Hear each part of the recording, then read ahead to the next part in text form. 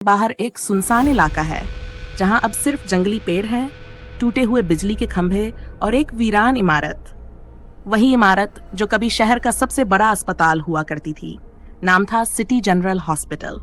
यहाँ कभी हर दिन सैकड़ों मरीज आते थे, इलाज करवाते थे और जिंदगी में दोबारा लौट जाते थे।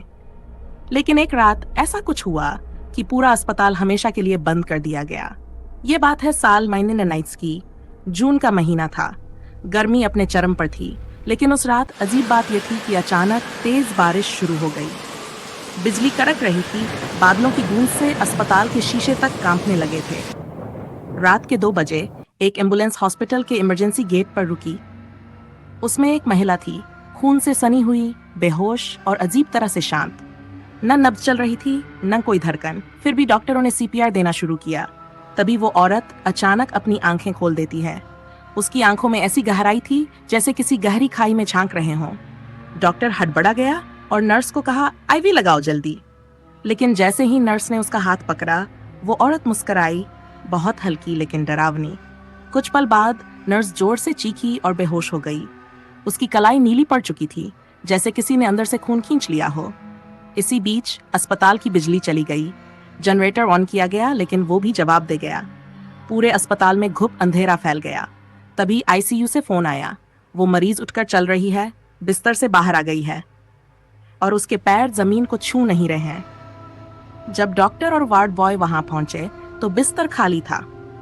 फर्श पर आईवी की बोतल टूटी हुई पड़ी थी और खून की बूंदें खिड़की की ओर जाती दिख रही थीं, लेकिन खिड़की अंदर से बंद थी।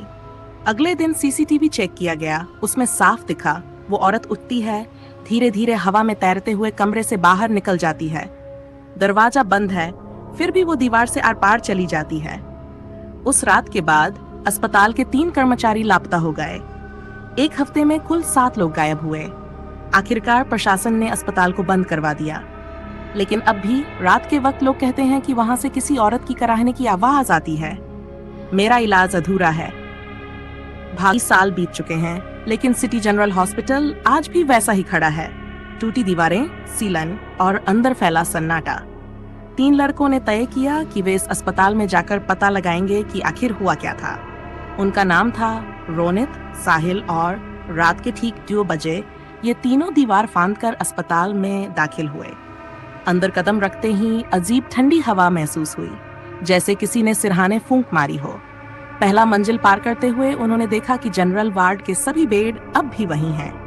कुछ पर गद्दे, कुछ पर सिर्फ लोहे की रेखाएं। दीवारों पर पेंट उखड़ चुका था, लेकिन एक जगह ताजा खून जैसा धब्बा दिखा।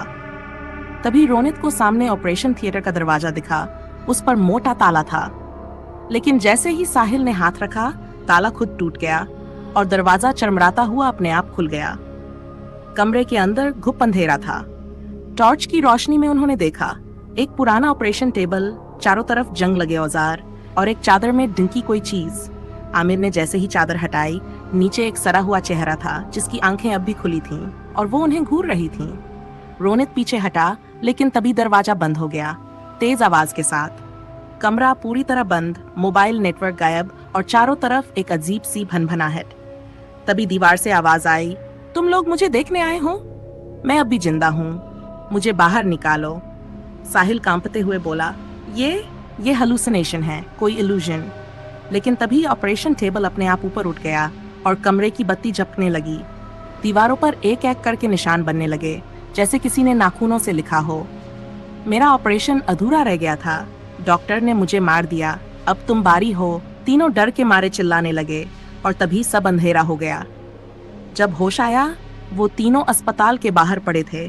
किसी को नहीं पता वो बाहर कैसे पहुंचे, लेकिन आमिर की कलाई पर वही नीला निशान था जो उस रात नर्स की कलाई पर दिखा था।